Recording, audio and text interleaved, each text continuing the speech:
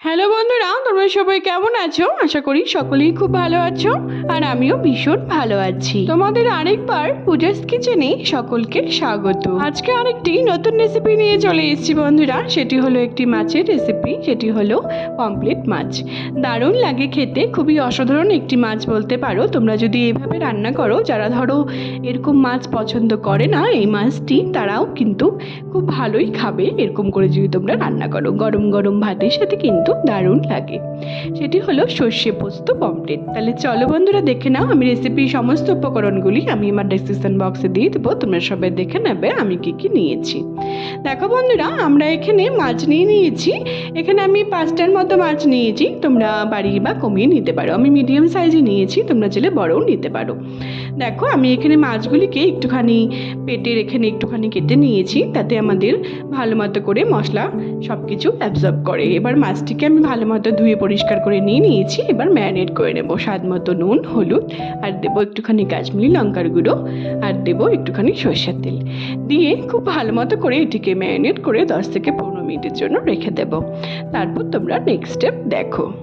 মাছগুলিকে যদি এরকম করে লবণ, হলুদ আর একটু সরষের তেল দিয়ে ম্যারিনেট করে রেখে দেওয়া হয় 10 থেকে 15 মিনিটের জন্য, তাহলে কিন্তু খেতেও ভালো লাগে আর ভাজার সময় কিন্তু একদম ফোটে না। দেখো আমি 10 থেকে 15 মিনিটের জন্য ম্যারিনেট করে রেখে দিচ্ছি। তারপর তোমরা নেক্সট স্টেপ দেখো। তারপর আমরা একটি মশলা তৈরি করে নিচ্ছি। তার জন্য আমাদের লাগছে, আমি এখানে মিক্সি নিয়ে নিয়েছি। এখানে বেশ কিছুটা আমি সবার প্রথমে পোস্ত দিয়ে দিলাম আর দিচ্ছি কালো সর্ষে। এখানে আমি সব কিছু 2 থেকে 3 চামচ করে নিয়েছি। তারপর দেবো কালো সর্ষেটি দেওয়া হয়ে গেলে এখানে দিচ্ছি আমি সাদা সর্ষে দিয়ে ভালো মতো করে এটিকে আমি পেস্ট করে নেব। কিছু কাঁচা লঙ্কা দিচ্ছি আমি 7-8টার মতো। একটু জল দিয়ে আমি একটি স্মুথ পেস্ট তৈরি করে নেব। তারপর তোমরা নেক্সট স্টেপ দেখো। পমফ্রেট মাছের যদি এরকম করে সর্ষে পোস্ত দিয়ে করা হয় তাহলে কিন্তু স্বাদটি কিন্তু দারুণ হয় আর খেতেও কিন্তু ভালো লাগে। তোমরা চেষ্টা করবে দুটো দিয়েই করার। দেখো আমি খুব ভালো মতো করে পেস্ট করে নিয়েছি। এখানে এবার আমি এটিকে রেখে দিচ্ছি।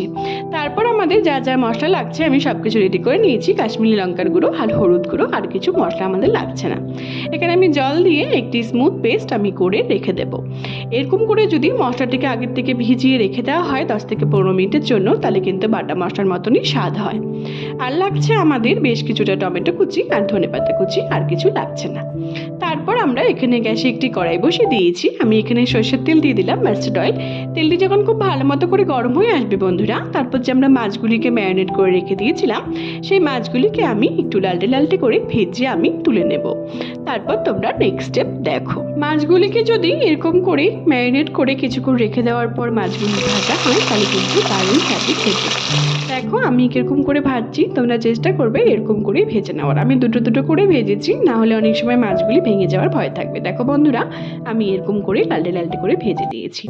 এবার আমি এটিকে তুলে নিচ্ছি। তারপর আমাদের বাকি মাছগুলোকেও আমি সেমভাবে এরকম করেই ভেজে নেব। তারপর তোমরা নেক্সট স্টেপ দেখো।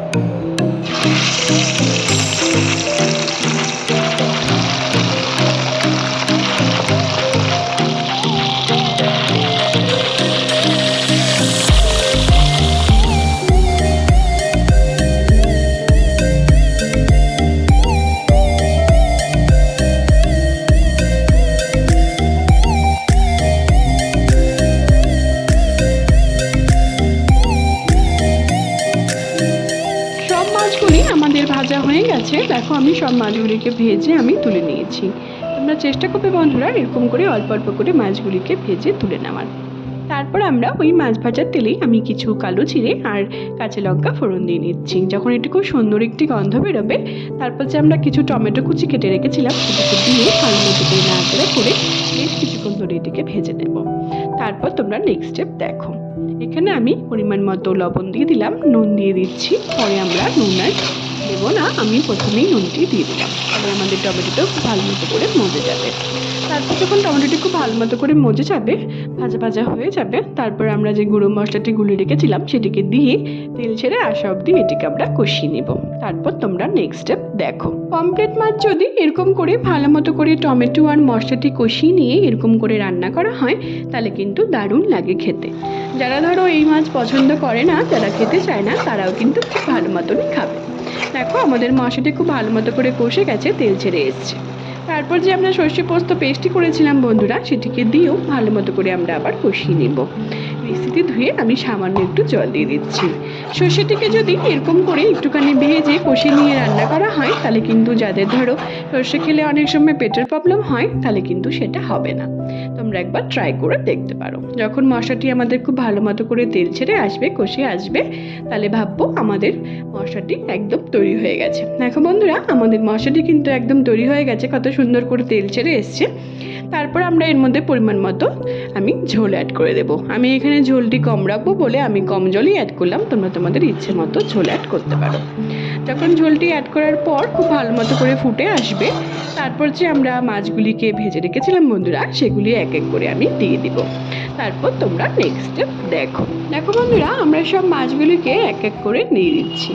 তারপর যখন খুব ভালো মতো করে মাছগুলিকে অ্যাড করার পর খুব ভালো মতো করে ঝোলটি ফুটে আসবে, মাছগুলি একদম সুন্দর করে ঝোলের সাথে মিশে যাবে, তারপর আমরা কয়েকটি কাঁচা লঙ্কা আমি দিয়ে দিলাম। এটা একদমই অপশনাল, তোমরা চাইলে এটিকে স্কিপও করতে পারো। তারপর এর মধ্যে আমি কিছুটা ধনেপাতা কুচি অ্যাড করে দিচ্ছি। ধনেপাতা কুচিটা অ্যাড করে দেওয়ার পর 2-3 মিনিট আমি এটিকে ফুটিয়ে দিব। তারপর সবশেষে দিব এর মধ্যে একটুখানি কাঁচা সরষের তেল। এটি একদমই অপশনাল, তোমরা জেলে এটিকে স্কিপও করতে পারো। কিন্তু অনেক সময় সর্ষের রান্নাতে বিশেষ করে যদি এরকম করে কাঁচা সর্ষের তেল দেওয়া হয়, তাহলে পরে কিন্তু সেই রেসিপির স্বাদ কিন্তু দ্বিগুণ বেড়ে যায়। দেখো বন্ধুরা, আমাদের পমফ্রেট মাছের একদম সর্ষে পোস্ত কিন্তু একদম তৈরি। গরম গরম ভাতের সাথে কিন্তু জাস্ট জমে যাবে। তোমরা অবশ্যই বাড়িতে একবার ট্রাই করে আমাকে জানিও তোমাদের এই রেসিপিটি কেমন লাগলো। যদি ভালো লেগে থাকে বন্ধুরা, তাহলে অনেক অনেক অনেক বেশি শেয়ার করা তোমাদের সকলকে অনুরোধ রইল আমার এই রেসিপিটিকে। আর অবশ্যই কমেন্টের মাধ্যমে আমাকে জানিও তোমাদের রেসিপিটি কেমন লাগলো। যারা ধরো বন্ধুরা এরকম মাছ খেতে অনেক সময় পছন্দ করে না, তারাও কিন্তু এরকম করে যদি তোমরা বাড়িতে রান্না করো, তাহলে কিন্তু তারা খুব ভালো মতনই খাবে। তোমরা অবশ্যই বাড়িতে একবার ট্রাই করে আমাকে জানিও তোমাদের রেসিপিটা কেমন লাগলো। আর তোমরা যদি আমার চ্যানেলে নতুন বন্ধু হয়ে থাকো, তাহলে অবশ্যই আমার চ্যানেলটিকে সাবস্ক্রাইব করতে কিন্তু একদম ভুলো না। তাহলে আমি যখনই কোনো রেসিপি ছাড়বো, তোমরা সেই রেসিপিগুলি সবার প্রথমেই পেয়ে যাবে। আমার ফেসবুকও আর একটি রান্নার পেজ আছে সুইট কিচেন দিয়ে, সেটি লিঙ্ক আমি সবশেষে তোমাদের সাথে শেয়ার করে দেবো। সেটিকে ফলো করার অনেক অনেক অনেক বেশি শেয়ার করা তোমাদের সকলকে অনুরোধ রইল। সবাই ভালো থেকো বন্ধুরা, সুস্থ থেকো। আবার নেক্সট ভিডিওতে দেখা হচ্ছে নতুন একটি রেসিপি নিয়ে। টাটা।